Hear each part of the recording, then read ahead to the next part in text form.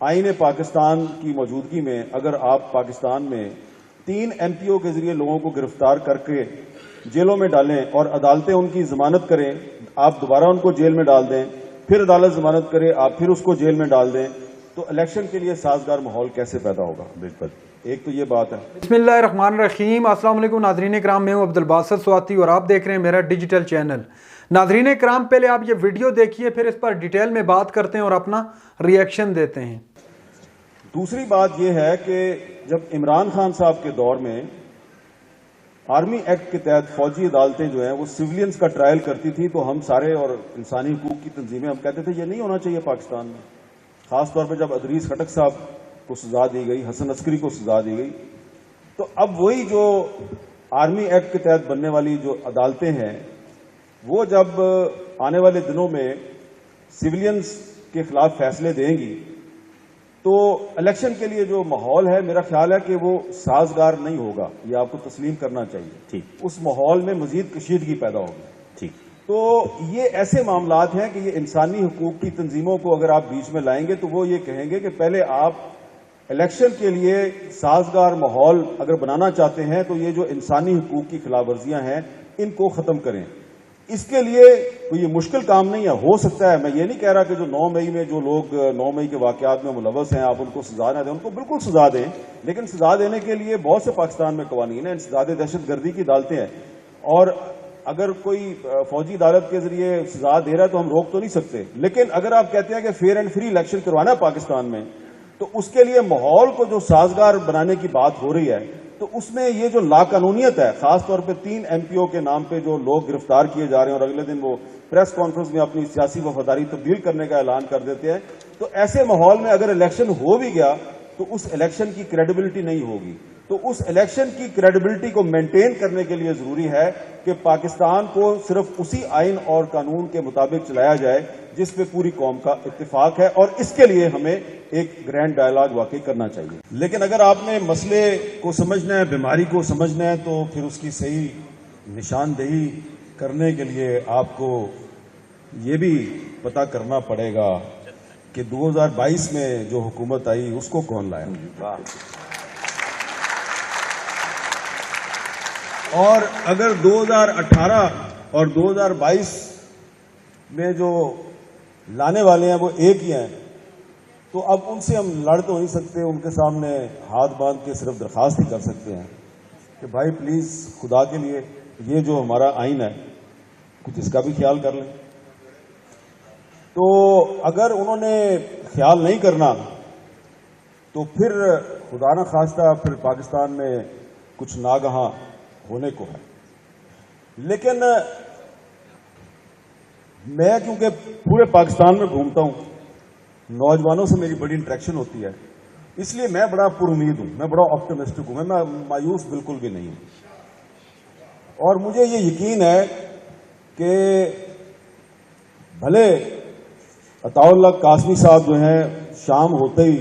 ان کا دل گھبرانے لگتا ہے، لیکن یہ جو نوجوان نسل ہے نا اس کی ابھی شام نہیں ہوئی، اور یہ جو کچھ نہ کچھ ہونے کو ہے اور ناگہاں ہونے کو ہے تو یہ ناگہاں کو ضرور شکست دیں گے۔ اچھا، اب اس میں کچھ حقائق جو ہیں ان کو سامنے رکھنا چاہیے، ہمیں صرف کاغذی اور شاعرانہ باتیں نہیں کرنی چاہیے، اس لیے کہ اگر فرض کریں کہ پاکستان میں آئین اور قانون کی بالادستی قائم ہو جاتی ہے اور 2022 میں جو حکومت آئی ہے وہ کمال مہربانی کا مظاہرہ کرتے ہوئے 2023 میں الیکشن پہ راضی ہو جاتی ہے، الیکشن ہو جاتا ہے اور فیئر اینڈ فری الیکشن ہوتا ہے، تو کیا اس کے بعد بھی اس سے اگلے سال 2024 میں آپ اور میں اسی حال میں بیٹھ کے 1 سال کے بعد کیا یہی باتیں تو نہیں کر رہے ہوں گے کہ کچھ نہ کچھ ہونے کو ہے اور ناگہاں ہونے کو ہے؟ کیا الیکشن کے بعد جو بھی حکومت آئے گی کیا وہ ہمارے مسائل حل کر پائے گی؟ میرا خیال ہے کہ کر پائے گی، لیکن اس وقت دنیا میں جو حالات تبدیل ہو رہے ہیں تو صرف آئین اور قانون کی بالادستی اور صرف الیکشن سے بھی آپ کے مسائل حل نہیں ہوں گے۔ ایک بہت بڑا مسئلہ جو ہے اس کی طرف ہماری توجہ نہیں جا رہی، وہ مسئلہ بھی جو ہے اس نے پچھلے سال اپنا جلوہ دکھایا تھا، میں تحریک عدم اعتماد کی بات نہیں کر رہا. تحریک عدم اعتماد کے بعد ایک بہت بڑا مسئلہ آیا تھا اور وہ تھا ماحولیاتی تبدیلی. آپ آئین اور قانون کی بالادستی کر لیں, آپ کے معیشت بھی ٹھیک ہو جائے, آپ کے فارن ایکسچینج ریزرو بھی ٹھیک ہو جائیں, اور جولائی اگست میں ایک دفعہ پھر اگر طوفانی بارشیں شروع ہو جائیں اور آدھا پاکستان دوبارہ ڈوب جائے تو کیا کریں گے آپ؟ وہاں پہ آپ کا کون سا آئین اور قانون جو ہے وہ آپ کی مدد کرے گا؟ تو یہ بھی ایک مسئلہ ہے, اور یہ مسئلہ بھی آپ نے خود پیدا کیا, اور اس کا تعلق جو ہے وہ صرف ایک پولیٹیکل پارٹی سے نہیں ہے, ہم سب سے ہے. یہ میں بات اس لیے کر رہا ہوں کہ ابھی میں نے جو ابتدا میں ذکر کیا, بہت سے جو اس وقت دنیا میں تھنک ٹینکس ہیں وہ دیکھ رہے ہیں کہ جی پاکستان جو ہے اس کی ایگزسٹنس خطرے میں ہے. تو ریشن اتنی بڑھ گئی ہے کہ ایک طرف سپریم کورٹ میں تقسیم ہے, اور دوسری طرف جو بار ایسوسی ایشنز ہیں وہاں پہ بھی تقسیم ہے, صحافیوں کی تنظیموں میں بھی تقسیم ہے, میڈیا کے اداروں میں بھی تقسیم ہے, ہر جگہ پہ بہت زیادہ تقسیم ہے. تو اس صورتحال میں کنسنسس پیدا کرنا بڑا مشکل ہے. لیکن الیکشن کی تاریخ اور فیئر اینڈ فری الیکشن بنانے کے لیے آپ کو کبھی نہ کبھی کسی نہ کسی صورت میں تو ڈائلاگ شروع کرنا پڑے گا. اب وہ کیسے شروع ہوگا؟ اس کے لیے مجھے یاد ہے کہ سن 2000 کی بات ہے, تقریباً آج سے کوئی 23 سال پہلے کی بات ہے. یہ وہ زمانہ تھا کہ جب مسلم لیگ نون اور پیپلز پارٹی والے جو ہیں وہ ایک دوسرے سے ویسے ہی نفرت کرتے تھے جیسی کہ آج کل پی ٹی آئی اور مسلم لیگ نون والے ایک دوسرے سے کرتے ہیں, یا پی ڈی ایم والے اور پی ٹی آئی والے ایک دوسرے سے کرتے ہیں. اور کوئی اس کا تصور نہیں تھا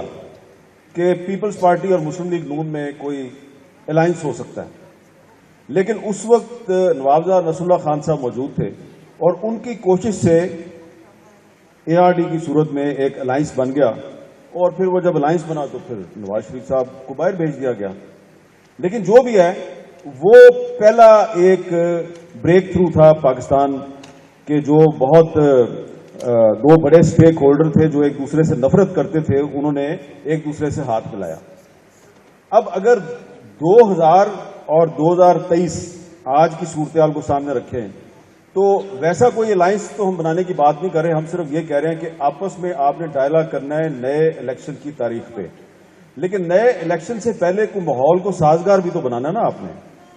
الیکشن کے لیے جو سازگار ماحول ہے وہ کیسے بنے گا؟ اس کے لیے میرا یہ خیال ہے کہ جو ناظرین کرام, آپ نے ویڈیو دیکھی جس میں احمد میر صاحب نے پہلے تو ماحولیاتی تبدیلی کے حوالے سے ذکر کیا کہ ملک کے اندر جو حالیہ سیلاب آئے ان سے کتنی تباہ کاریاں ہوئیں. اس کے بعد احمد میر صاحب نے واضح الفاظ میں کہا کہ جو آئین پر آج کل عمل نہیں ہو رہا ہے, 3 MPO کے تحت لوگوں کو اٹھایا جا رہا ہے, تو یہ الیکشن کے لیے کس طرح سازگار ماحول ہو سکتا ہے؟ آج کل ہر طبقے میں جو ڈسٹریبیوشن ہے وہ میڈیا کر لیں, وہ عدلیہ کر لیں, اور جو حکومت کر لیں. حالانکہ آگے اگر ہم ماضی کی بات کریں تو ماضی کے اندر پاکستان پیپلز پارٹی اور پاکستان مسلم لیگ نواز کے اندر واضح اختلاف تھے, اور بہت بڑے درجے کے اختلاف تھے, جیسے آج کل پاکستان تحریک انصاف اور PMLN کے درمیان آج کل اختلاف ہیں. اسی طرح کے اسی نوعیت کے اختلافات ماضی کے اندر پاکستان پیپلز پارٹی اور PMLN میں پائے جاتے تھے, لیکن اس کے باوجود الیکشن بالکل اپنے وقت پر ہوتے تھے. آج بھی ضرورت ہے اس چیز کی کہ آئین پر عمل درآمد کی جائے, لوگوں کو اس طرح 3 MPO کے تحت نہ اٹھایا جائے, اور ملک کے اندر عام انتخابات کی طرف بڑھا جائے. سوال یہ ہے کہ کیا عام انتخابات جو ہے اس معاملے کو حل کر سکتے ہیں؟ جو آج کل غیر یقینی کی صورتحال ہے, تو بالکل احمد میر صاحب نے کہا حل ہو سکتے ہیں, لیکن اس کے لیے ضروری ہے کہ نہ صرف انتخابات کروائیں, اس کی ڈیٹ اناؤنس کریں, بلکہ فری اینڈ فیئر الیکشن ہونے چاہیے جس پر تاکہ کوئی انگلی نہ اٹھا سکے. پھر اس کے بعد جو حکومت مرز وجود میں آئے گی تو وہ اپنے تمام جو ہے سٹیک ہولڈر کو ساتھ لے کر بڑھے گی, تو وہ جو ملک کے لیے فیصلے کرے گی وہ بھی سب کو ماننے پڑیں گے اور مانیں گے. اس کے بعد حالات بھی جو ہے اپنی نارمل روٹین پر آ جائیں گے, لیکن ضروری ہے کہ الیکشن کی طرف بڑھا جائے. بارہ پہلے بھی احمد میر صاحب چیخ کر یہ کہہ چکے ہیں کہ الیکشن کی جانب بڑھنا بہت ضروری ہے. حالانکہ احمد میر صاحب نے کافی سخت الفاظ کی تقریر کی, لگ ایسے رہا تھا کہ ٹی وی پر ان کو نہیں دکھایا جائے گا, سوشل میڈیا پر ہی لوگ دیکھیں گے, چونکہ احمد میر صاحب بڑے کریٹیکل تھنکر انسان ہیں, اور ان کی تقریر کو سوشل میڈیا پر بہت زیادہ پسند کیا جاتا ہے. اگر جو میڈیا پر نہیں دکھایا جاتا الیکٹرانک میڈیا پر, تو سوشل میڈیا پر ان کو بہت زیادہ اور بہت جلدی وائرل کیا جاتا ہے, اور کروڑوں میں لوگ ان کی جو ہے سپیچ کو سنتے اور دیکھتے ہیں. تو احمد میر صاحب نے آج بھی ایک واضح پیغام دیا، جو کچھ آج کل ہو رہا ہے، پولیٹیکل انجینئرنگ ہو رہی ہے، یہ نہیں ہونی چاہیے، جو اٹھایا جا رہا ہے لوگوں کو نہیں اٹھایا جانا چاہیے۔ عدالت ایک مرتبہ اگر بیل دیتی ہے، دوسری مرتبہ اٹھا لیتے ہیں، تیسری مرتبہ، چوتھی مرتبہ 3 MPO کے تحت، تو یہ غلط ہو رہا ہے، یہ انتخابات کی طرف سازگار ماحول نہیں بنایا جا رہا۔ تو بہتر ہے کہ تمام سٹیک ہولڈر مل کر بیٹھیں اور اس پر بات کریں، چونکہ ڈائلاگ ہی ہر مسئلے کا واحد حل ہے۔ ناظرین اکرام، یہ تھی آج کی ہماری ویڈیو۔ چینل پر جو نئے، چینل کو سبسکرائب کرنے۔ اگلی ویڈیو تک کے لیے اللہ حافظ۔